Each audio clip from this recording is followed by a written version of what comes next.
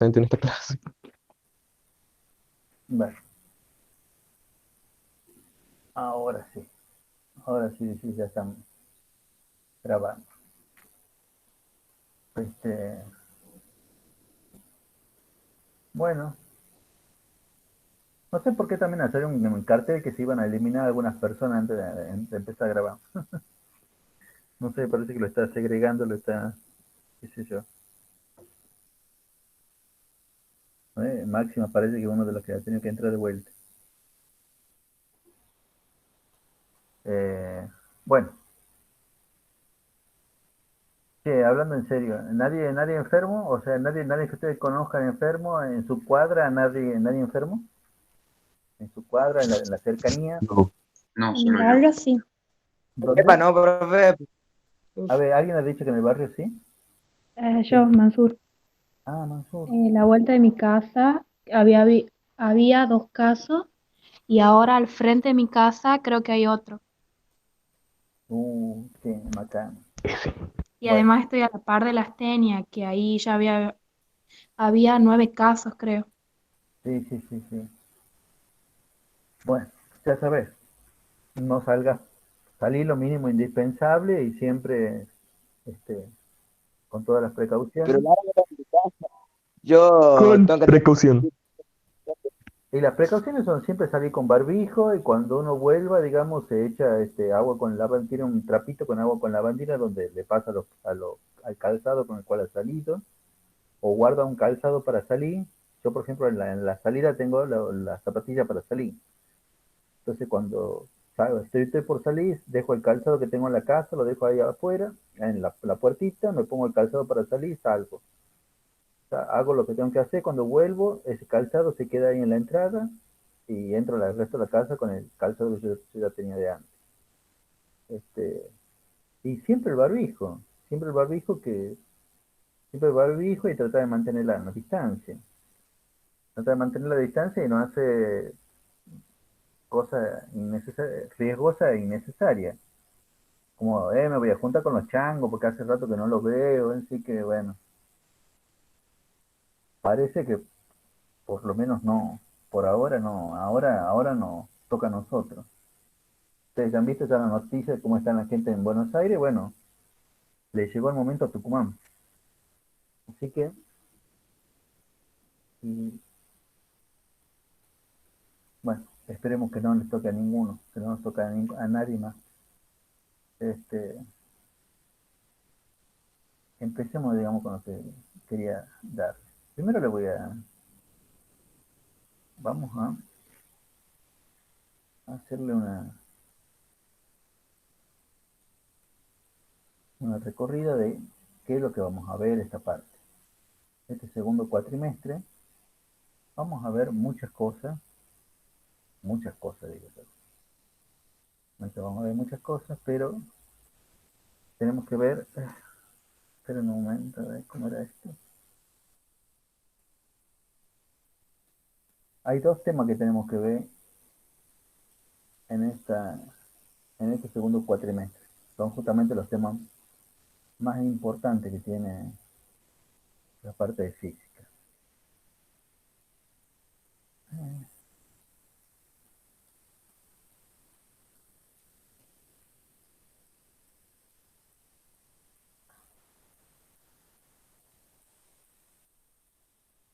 Uno de esos temas es el que le estoy pegando ahora para que lo vean. Lo que vamos a ver durante toda esta primera parte es algo que se llama dinámica. Ya están viendo la pizarrita, ¿verdad? ¿Verdad, chicos? Sí. Bien, bueno. Eh, ahí esta es parte del programa. La unidad 3, la unidad 1 era en magnitudes y unidades. La unidad 2 era la parte de presión hidrostática, que le recortó un montón. La unidad 3 es dinámica, que no se puede recortar tanto. Y la unidad 4 es cinemática, que también vamos a recortar y solamente vamos a dar algunas cosas. no vamos a ver tan en profundidad los temas como en el cursado normal, obviamente algo tenemos que perder, pero lo que vamos a ver, vamos a tratar de verlo bien, y en realidad yo creo que todas las materias deben estar haciendo lo mismo, ¿no? Bueno, ¿qué es lo que dice esto? Concepto de fuerza, no voy a hablar ahora de concepto de fuerza, operaciones con vectores, bueno, eso sí vamos a hablar, vectores. Vamos a introducción del tema de vectores. Eh, ¿Se acuerdan que al comienzo, bueno, no tan al comienzo, pero nosotros se hizo en algún momento como una clasificación y a las magnitudes? ¿Por qué escribe tan finito esto ahora? A las magnitudes las clasificábamos en dos grupos. ¿Alguien se acuerda cómo se llamaban estos? ¿En qué se las clasificaba las magnitudes? Creo que era intensivo y extensivo. Eso es cierto, pero no es lo que corresponde a este caso. Vos tenés toda la razón. Es como los autos. Si yo le digo, a ver, a los autos, ¿cómo clasificaríamos a los autos? Grande y chico. Puede ser. ¿Y de qué otra manera?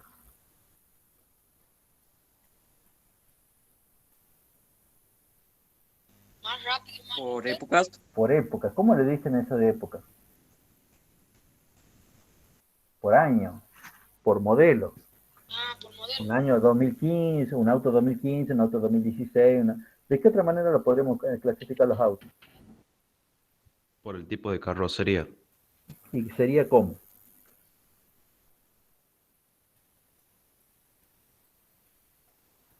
¿Cómo sería ese el tipo de carrocería?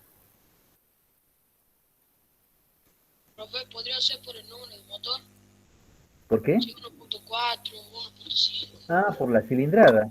Por eso. Por la cilindrada, sí, está bien. Cilindrada. Bueno, pues, por ejemplo, a los autos los podemos clasificar de distintas maneras. Una es por el número de puertas. 2 puertas, 4 puertas, 5 puertas. Al auto lo podemos clasificar por si es un todoterreno, una camioneta, una sub, qué sé yo. A los autos los podemos clasificar, lo más obvio, por marcas. Ford, Fiat, Peugeot. A los autos los podemos clasificar por color. Los autos blancos, los autos azules, los autos rojos. Hay distintas maneras de clasificar los autos. Cuando yo hablo de las magnitudes y digo, ¿cómo se clasifica las magnitudes? También hay distintas maneras de clasificar las magnitudes. Una de Profe, esas ¿puede magnitudes, sí, decime. que las magnitudes se clasificaban en escalares y vectoriales? Muy bien. Pero también es cierto lo que también habían dicho antes. Nosotros también habíamos hablado de que las magnitudes podían ser extensivas o intensivas. ¿Mm? Eso también es cierto. Pero lo que tiene que ver con este tema, sobre todo esto con la parte de operaciones de vectores, primero tenemos que entender qué es un vector. Y eso tenemos que entender cómo está ligado con lo que nosotros tenemos que ver. Y eso tiene que ver con que a las magnitudes las clasificamos en dos grupos. A uno le llamamos las magnitudes escalares y a otra las llamamos las magnitudes vectoriales.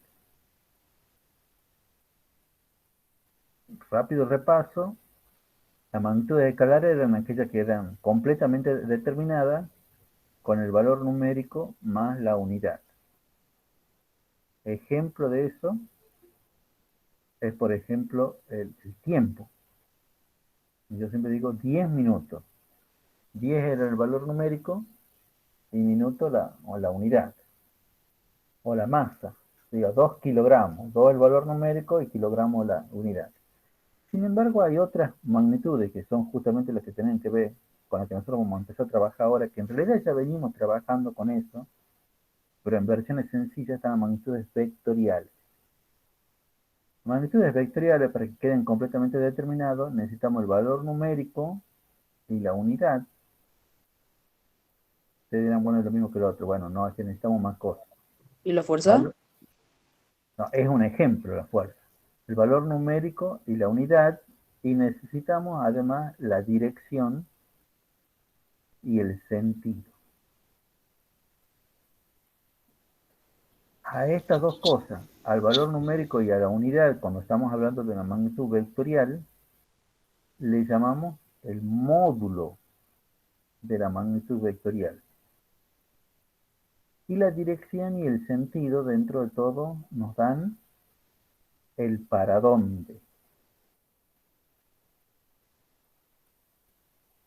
Es como decir, por ejemplo, vos tenés toda o sea, un ejemplo de magnitudes vectoriales, ejemplo de magnitudes vectoriales, tendrían a ser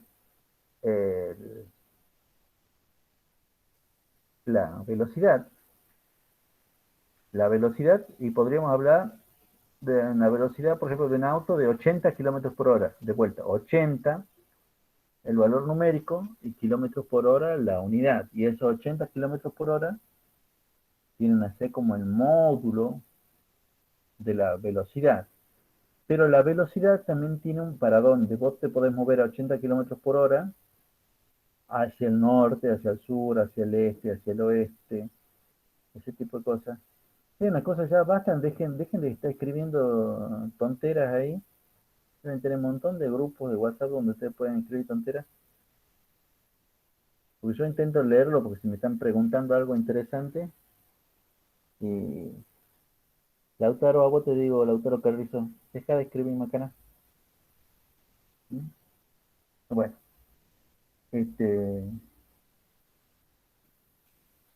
bueno, estas magnitudes vectoriales y los ejemplos de estas magnitudes vectoriales,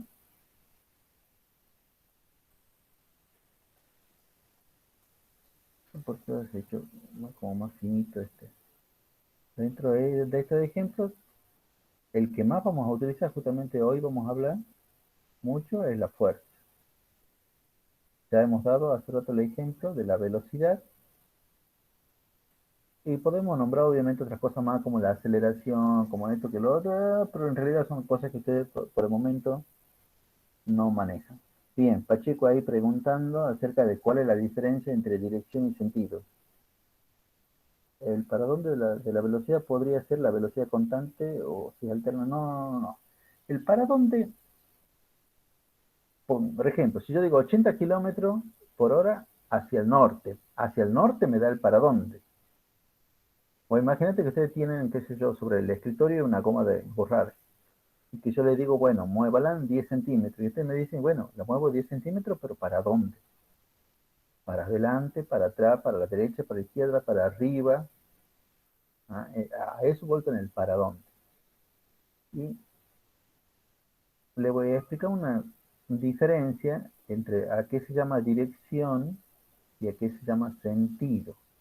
No es lo mismo la dirección y el sentido. Esto cuidado porque muchas veces cuando uno habla en el lenguaje común, dirección y sentido parecen ser sinónimos, sin embargo esto no es así.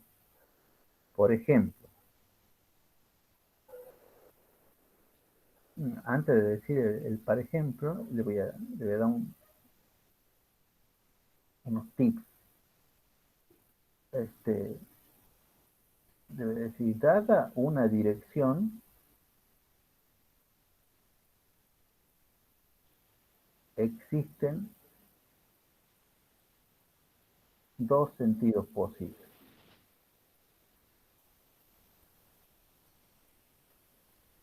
Bueno.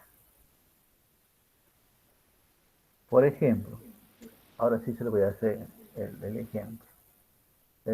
Hablemos de una dirección horizontal. Afortunadamente ustedes pueden ver lo que yo estoy escribiendo ahora.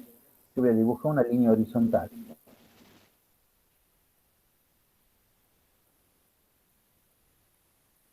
No va a ser muy buena, pero bueno, esta es mi línea horizontal. Esta es una dirección, la dirección horizontal. Pero dentro de esa dirección uno puede definir dos sentidos. ¿Cuáles serían los dos sentidos que podría definir dentro de esta dirección horizontal? Izquierdo, derecho. Claro, hacia la derecha o hacia la izquierda. Pero fíjense que esos dos sentidos se definen dentro de esta dirección, que es la dirección horizontal.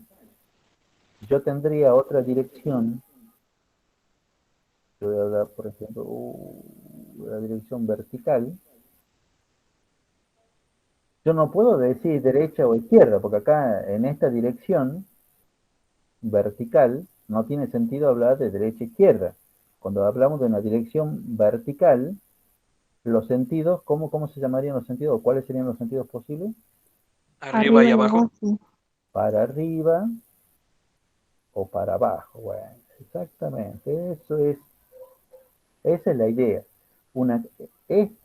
La raya azul como que representa la dirección y las flechitas en rojo como que representan el sentido.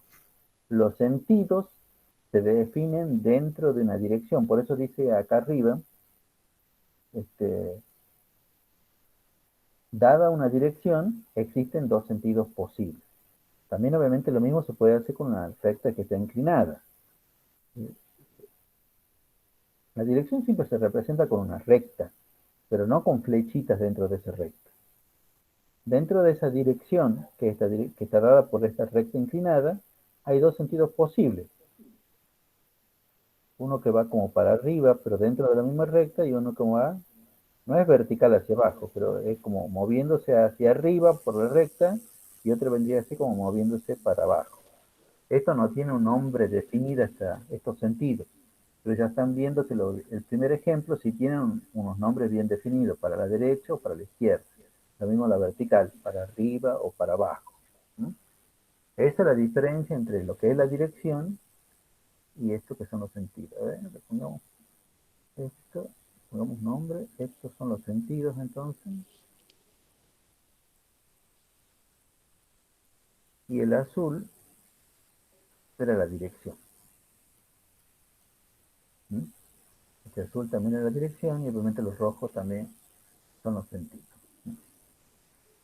Y bueno, cuando tenemos nosotros una magnitud vectorial, como por ejemplo la fuerza, o como por ejemplo la velocidad, que son magnitudes que para que queden completamente definidos tenemos que dar el valor numérico y la unidad, necesitamos también, para que queden completamente definidos, dar la dirección y el sentido.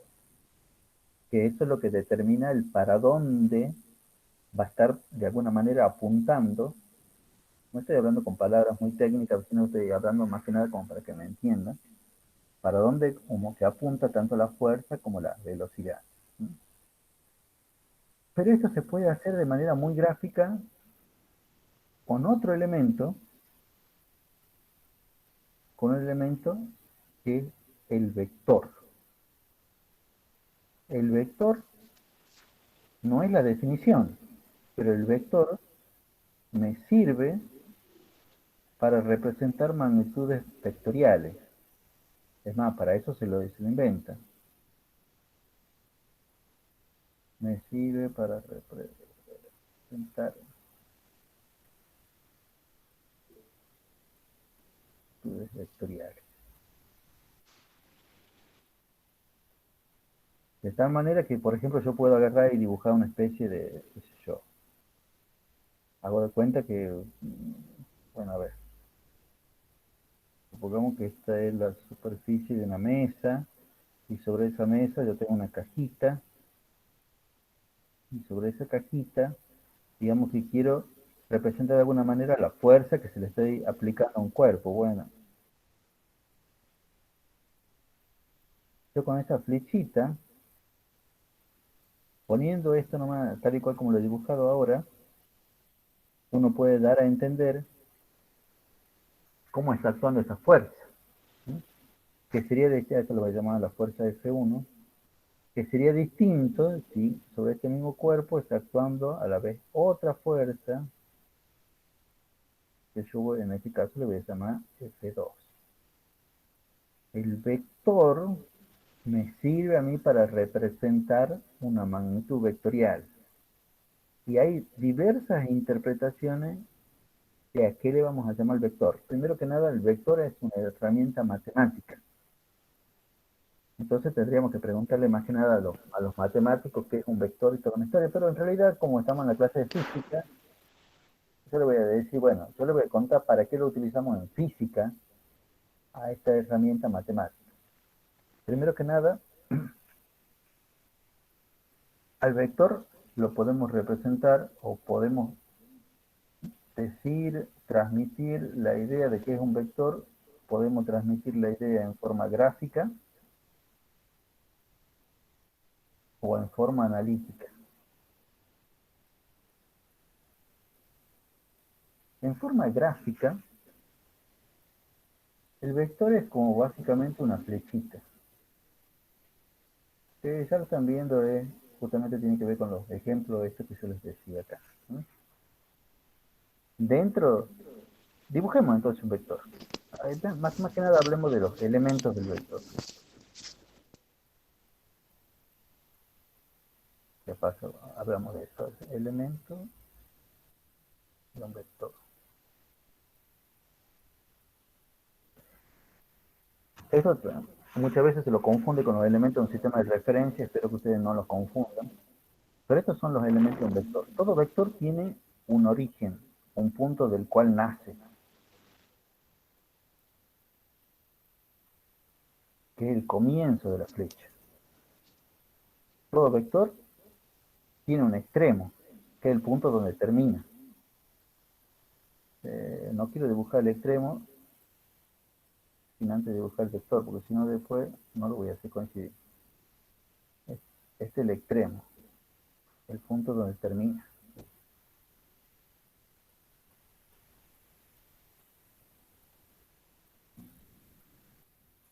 Siempre en el extremo, y fíjense cómo yo lo voy a hacer ahora, ahí se pone la puntita de flecha.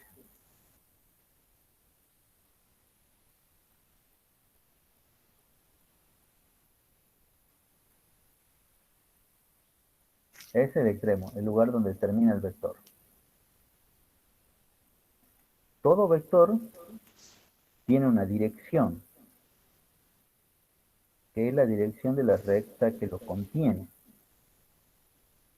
Porque ese vector como que pertenece a una recta más grande, más larga, es realmente una recta infinita.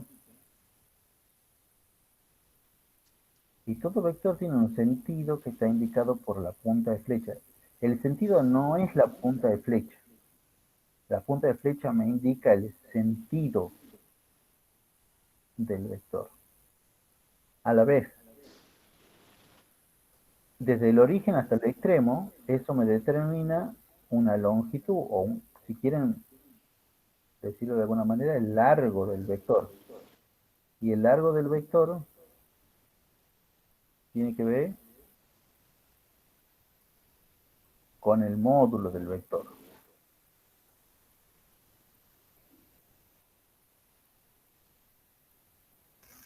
¿Qué es lo que quiero decir con esto? Esta parte es la que me interesa, la del módulo del vector. Para que quede bien claro, como el módulo, recuerden que el módulo, acá lo que decía acá arriba, era como el valor numérico más la unidad. Yo voy a dibujar dos pelotitas que van a representar como dos autos que están a la par en una especie de avenida. Este es un auto y este otro auto. Este auto tiene una velocidad acá de, digamos, una velocidad que yo voy a llamar V1 de 40 kilómetros por hora. Ahora, si las cosas están bien hechas,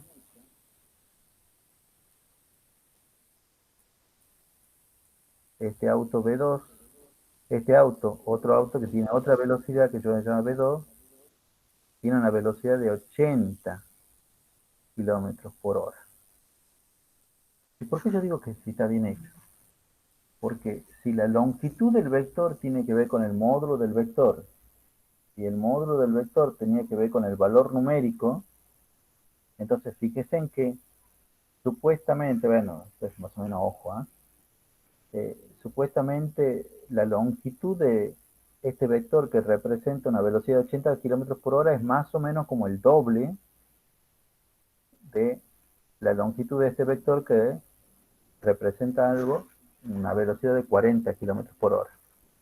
Y lo que yo puedo decir es que los dos vectores estos tienen la misma dirección y el mismo sentido. Obviamente, si habría otro auto Lo vamos a dibujar acá el otro auto,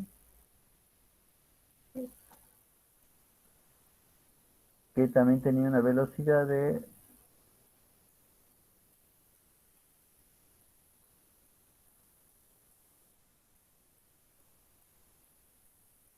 Acá le vamos a poner también una velocidad V3 de 80 kilómetros por hora.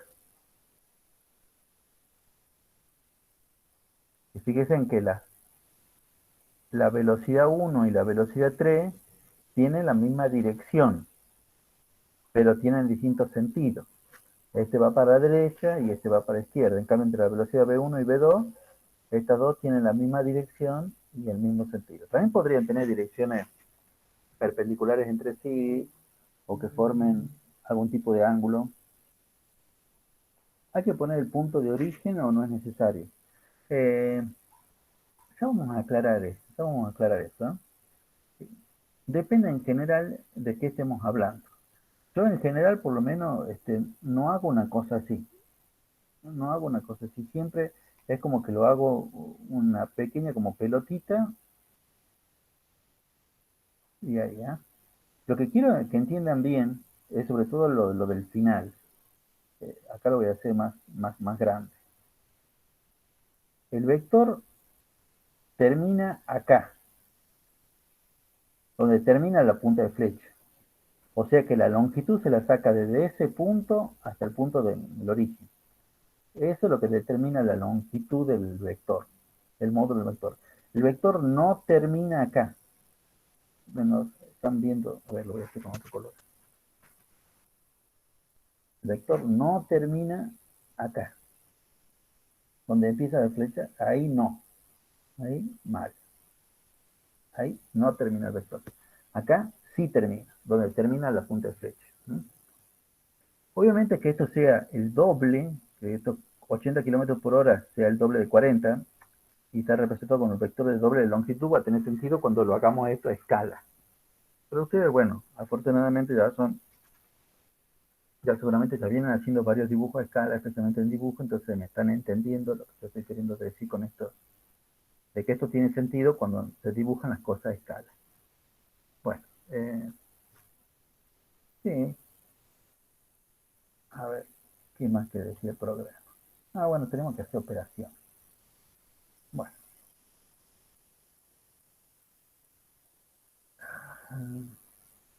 Vamos a empezar a hacer las operaciones con vectores. Hacer operaciones con vectores, más, primero me voy a concentrar únicamente entre la suma de vectores.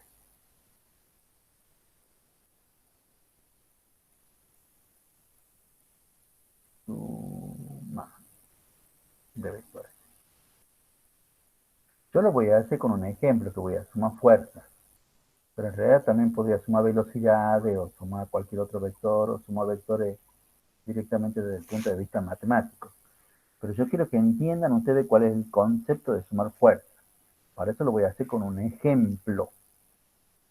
Sumar fuerza es lo siguiente.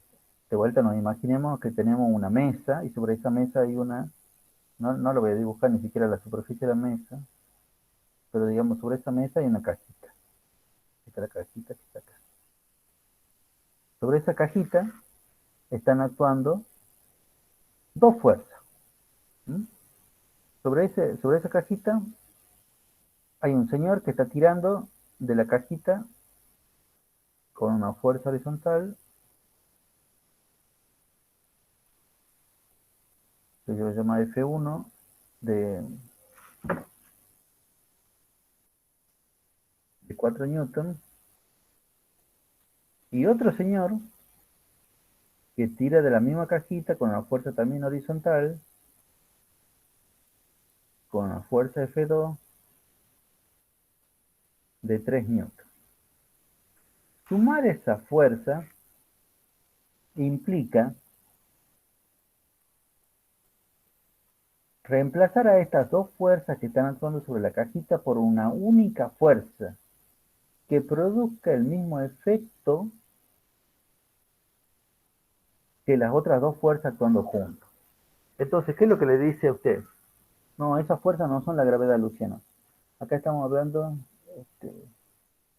no sé por qué decir que te sentís esa parte. Eh, yo les he dicho al comienzo, esta cajita estaba sobre una mesa, que le he dicho, no voy a dibujar la mesa. Y sobre esa cajita hay dos personas que la están empujando, la están tirando la cajita. Les he dicho, con la flechita, que son los vectores, represento para dónde la están tirando las personas a la cajita y con qué valor la están tirando, con qué fuerza la están haciendo. Una persona le hace una fuerza de 4 newton y otra persona le hace una fuerza de 3 newton. Y ahora sí vamos a ir. Sumar esas dos fuerzas implica reemplazar a estas dos por una única fuerza que produzca el mismo efecto que producen esas dos fuerzas actuando juntas. Entonces, ¿qué es lo que le dice de su intuición? ¿Cuánto tendrá que valer la fuerza? Sería de 7 newton ¿Hacia dónde? hacia ¿Hacia la arriba? derecha. Horizontal hacia arriba. Muy bien, bueno, entonces eso es exactamente cierto. Esto yo le voy a poner una FR de fuerza resultante de 7 newton. Eso está perfecto. Así es como se suman fuerzas cuando las fuerzas son así, de esta manera. Fíjense, no es el promedio. Esto es bastante real. ¿Ah? O sea, si hay una persona que, digamos, que empuja con 4 newton y otra persona también empuja con 3 newton, los dos para el mismo lugar, entonces lo podemos reemplazar a esas dos personas con una tercera persona que empuje con una fuerza de 7 newton para el mismo lugar que empujaban las otras dos. Esa es la idea. Así como se suman fuerzas cuando las fuerzas son así. Pero esto no es el único caso, es más, este es el caso más sencillo. Ahora de vuelta volvemos con nuestro ejemplo. Esta es la cajita está sobre una mesa, que de vuelta no voy a dibujar la mesa, y hay una persona, bueno, la misma persona que estaba al comienzo le sigue ejerciendo esa fuerza de 4 newton, igual que antes. Pero la otra persona que antes le ejercía esa fuerza de 3 newton, bueno, ahora también le ejerce una fuerza de 3 newton, pero ahora le ejerce una fuerza de 3 newton, pero para el otro lado. Uno está tirando, digamos, como se ve en el dibujo, para la derecha, con una fuerza de 4 newton, y el otro tira con una fuerza de 3 newton, pero en vez de tirar para la derecha, el otro tira para la izquierda. Y ahora viene la cosa interesante. Sumar estas dos fuerzas, la idea de la suma es siempre la misma. La suma es encontrar cuánto vale o qué fuerza tiene que hacer una tercera persona que reemplace a estas dos. Y entonces de vuelta, ¿qué es lo que le dice la intuición a usted? Estas dos personas, Profe, tendremos que restar. no. Tendremos que sumar 4 más menos 3, ¿no? Puede ser. Yo lo que quiero que entiendan, y esto es muy importante, es que la operación matemática es siempre la misma. Es sumar. Sumar es reemplazar a estas dos. Y ahora, ¿qué valor tendría? O sea, ¿para dónde tendría que ejercer la tercera persona, la que lo voy a dibujar en rojo, y para dónde? Hacia la derecha. ¿Y Tengo con que valor hacer de cuánto? Con un de newton. 1 newton. Newton. 1 newton. Muy bien. Bueno, es así, es tal cual como lo que le está diciendo la intuición. Quizá alguien me diga, bueno, en realidad sumo 4 más menos 3. Bueno, sí, podría ser. Pero yo lo que quiero que vean, que entiendan que esta parte es medio como intuitiva. Reemplazamos a estas dos por una tercera que cumpla la misma función que estas dos cumplían juntas. Acá también reemplazamos a estas dos por una tercera que produzca el mismo efecto que estas dos producían cuando estaban juntas. Pero ya están viendo que estos casos son sencillos. Vamos al caso, ni siquiera el caso más complicado. El caso más complicado lo dejamos para el cuatrimestral. Vamos a un caso, a ver si les vuela la cabeza esto. Seguimos con la cajita que de vuelta está colocada sobre la mesa, que no la voy a dibujar a la mesa, y la primera persona sigue haciendo la misma fuerza, una fuerza F1 de 4 newton. Y ahora la persona La segunda persona hace una fuerza, digamos, vertical. Se dibuja bien vertical porque si no...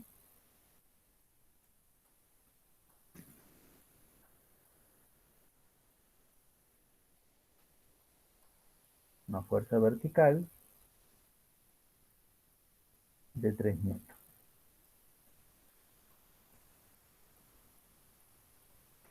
Y entonces, bueno, acá es lo mismo. O sea, sumar estas dos fuerzas quiere decir reemplazar a estas dos por una tercera persona, una tercera fuerza que produzca el mismo efecto que las otras dos actuando por separado. Acá, antes de responder el cuánto vale la fuerza, acá deberíamos decir, ¿y para dónde va a ir esa fuerza? Esa fuerza F4 va a ir ¿para dónde? Va a ir para la derecha, para la izquierda, va a ir para arriba, va a ir para abajo, o en alguna otra dirección.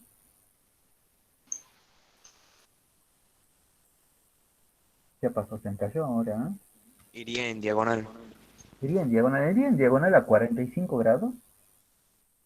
No, sería en diagonal hacia abajo. La fuerza que se le aplique. ¿Cómo? Perdón, que no escuché bien. Sería en diagonal hacia abajo, porque la fuerza de 4 newton es mayor. Muy bien. Tenés toda la razón, creo que te he entendido.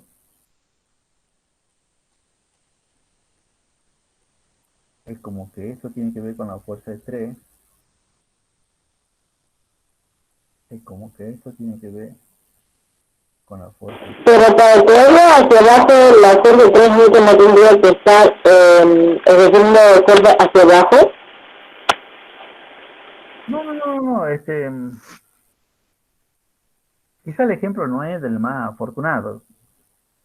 Si es una cajita sobre una mesa, seguramente hay otras fuerzas más que están actuando. Falta el peso de la caja. Sí, seguramente. Yo lo que estoy diciendo, simplemente que quiero reemplazar a estas dos fuerzas por una tercera.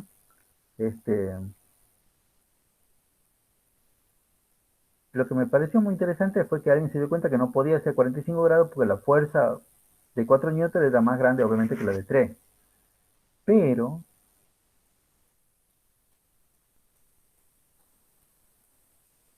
sí es cierto que la sacaríamos así, de esta manera.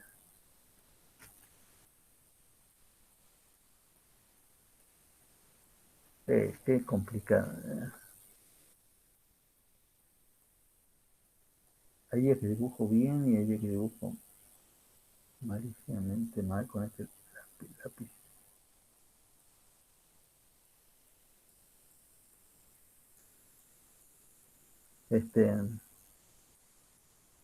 Bueno, y el asunto es, ahora sí, ¿cuánto vale esta fuerza?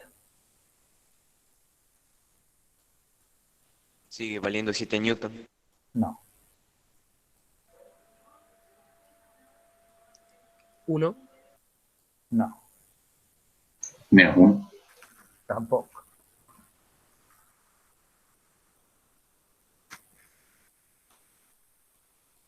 Chicos, ¿qué figura se ha formado acá? 12. No, 12 te puedo asegurar que no. A ver, ¿qué Se ha figura formado se un triángulo. 2 triángulos. Yo pensaba que me iban a decir un rectángulo. Pero bueno, está bien. Acá hay un rectángulo y con esta línea en diagonal, en realidad tenemos, como dicen, tenemos un rectángulo dividido en dos, que obviamente son dos triángulos. Y si esto vale 3, esto también debe valer 3. Teorema de Pitágoras.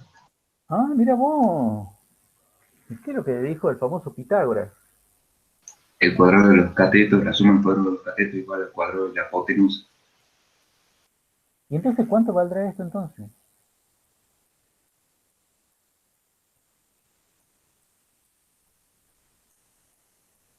$5 newton. 5 newton. ¿De dónde sale ese 5 newton? Bueno, justamente de aplica Pitágoras.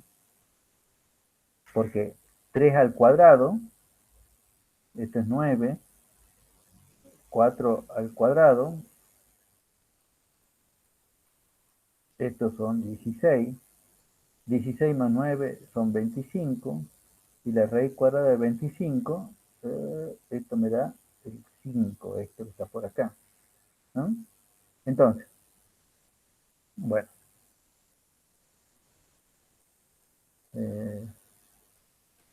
a eso es lo que yo iba, ¿eh? Pero fíjense en esto de loco, en realidad las tres cosas, por un lado, son lo mismo. Y esto no estamos, ninguno de estos es la versión difícil, ¿eh? No crean que esto ya, el tercero es la versión difícil, no. Estos son la versión fácil. Obviamente los dos primeros son lo más fácil que nada. En los dos primeros he sumado dos fuerzas, una de 4 y una de 3 newton y me ha dado 7. En el segundo caso he sumado. Y eso es lo que yo quiero que tengan presente. Han sumado dos fuerzas, una de 4 y una de 3 y te ha dado 1. Y ahora también hemos vuelto a sumar dos fuerzas, una de 4 y una de 3 y me ha dado 5. O sea, que cuando yo les diga, a ver chicos, ¿cuánto daría la suma de dos fuerzas, una de 4 y una de 3? Y ustedes me deberían decir, no sé, puede dar 7, puede dar 1, puede dar 5, y puede dar cualquier otro número, en realidad sí. Porque ahora sí le voy a presentar el caso, ni siquiera el caso más difícil, pero obviamente va a ser el caso. Profe, pero en el segundo ejemplo, ¿cómo se terminaría sumando, digamos, sería la ecuación? Espera, ya llegamos a eso, ¿eh? El caso más difícil vendría a ser algo así. Digamos, para hacerlo sencillo, digamos que la fuerza F1 sigue siendo de 4. La fuerza F2 también, digamos que lo vamos a seguir manteniendo de 3.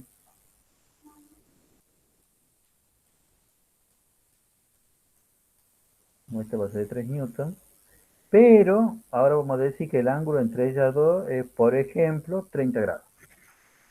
Bueno, yo le podría decir, al igual que gráficamente, para dónde iría la fuerza. Ahora, lo que no les puedo decir es cuánto vale.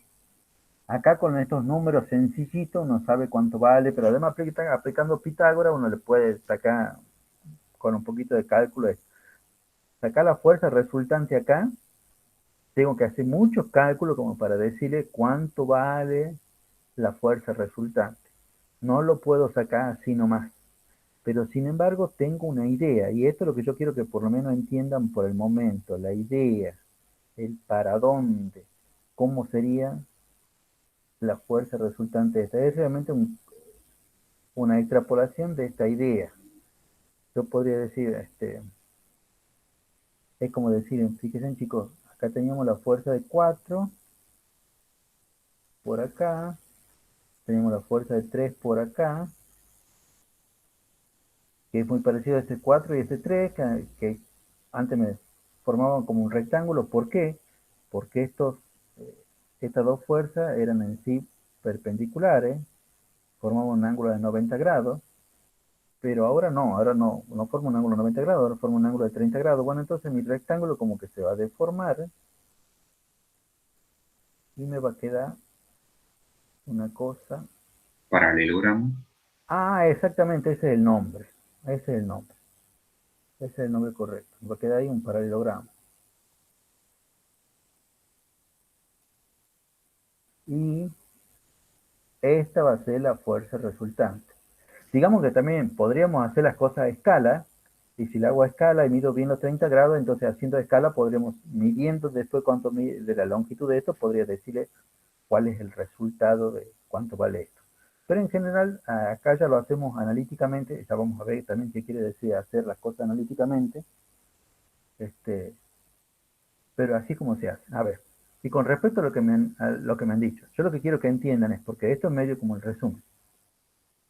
El caso 1 es el más simple de todo. El caso 2 no es tan complicado, pero no es tan simple como el otro. Pero yo lo que quiero que entiendan es que acá también se están sumando. En estos dos casos se suma. Y este es el caso, bueno, Pitágoras ya no podemos decir que esto es más fácil, pero sí, esto ya es como complicado, esto ya es bien, bien complicado. Lo que no... ¿Eso se puede dar tema el coseno de tangente? ¿A cuánto está el kilo de papá, perdón? Si se podría dar tema el coseno de tangente. Si se podría utilizar así. Ah, el teorema de coseno, ¿has dicho? O sea, que digamos que no tiene... Sí, pues es que no utilizamos ningún teorema del tipo matemática. Teorema del seno, teorema del coseno, no utilizamos nada, nada de eso. Pero sí hacemos métodos gráficos, ¿no? Pero ya te voy a explicar yo el método. Ya te voy a explicar el método. Yo lo que quiero primero que ustedes puedan diferenciar los casos. Y sobre todo lo que quiero que aprendan es que si yo tengo un caso como este, por el momento el más complicado, y lo puedo llevar a estos dos casos, o sea, transformar esto que es complicado, transformarlo con algún método en alguno de estos dos casos, bueno, ya está hecho todo. Porque a estos dos casos uno lo puede sacar automáticamente. O sea, si van los dos para el mismo lado, los sumo. Y así saco la fuerza resultante. Y eso, por el que preguntaba cómo es que sería en este caso. Si van los dos vectores para el mismo lado, o sea, que tienen el mismo sentido, la misma dirección, el mismo sentido, se suma y así se saca la resultante. Si los vectores tienen la misma dirección, pero tienen distintos sentidos, hace el más grande menos el más chico, y la resultante tiene el sentido del más grande. Porque piensen qué pasaría si el de 4 hubiera sido para la izquierda y el de 3 para la derecha. No es que la fuerza resultante sería de -1. A ver, lo voy a hacer chiquito el ejemplo. Lo voy a hacer como por acá. No sé, esto así. Digamos que la fuerza F1 de 4 sea para acá y la fuerza F2 de 3 sea para acá. Bueno, acá la resultante, uno también debería de decir, bueno, acá la resultante es de 1 Newton, nada más. Voy a poner otro color que lo venía haciendo.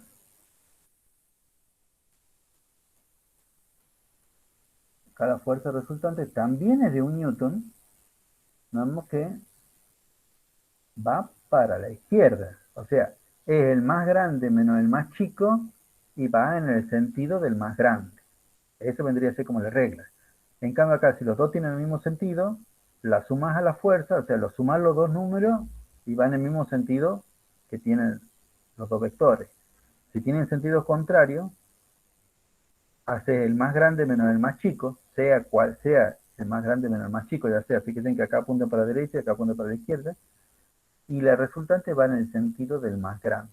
No es que acá la fuerza resultante sea de -1. La fuerza resultante es de 1, nada más que va para la izquierda. ¿Sí? Y bueno, y podríamos decir, bueno, siempre que sean perpendiculares voy a hacer Pitágoras y la resultante va a estar en la diagonal.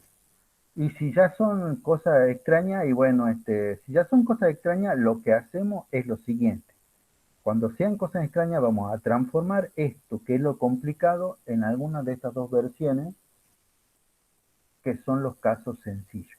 O lo vamos a transformar en el primero, o lo vamos a transformar en este, que es el segundo.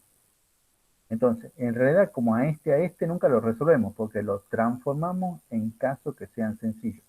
Pero para entender cómo es esa transformación, falta un poquito. ¿Sí?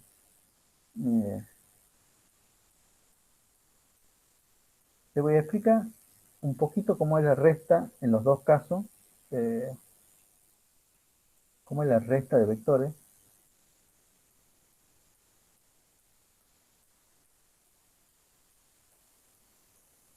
Te voy a explicar un poco cómo es la resta de vectores. Pero para entender antes cuál es la resta del vector, tenemos que entender cómo es o qué quiere decir el opuesto de un vector.